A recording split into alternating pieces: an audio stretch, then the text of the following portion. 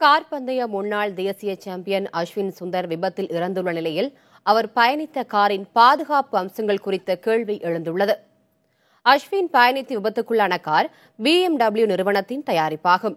Z3 என்ற இந்த car சுமார் 20 ஆண்டுகளுக்கு மேலாக விற்பனையில் இருந்து வருகிறது. 2 பேரை அமர்ந்து பயணிக்கும் வகையில் வடிவமைக்கப்பட்டுள்ள இந்த சொகுசு கார் இதன் அழகிய தோற்றத்துக்காக உலக புகழ் பெற்றதாகும்.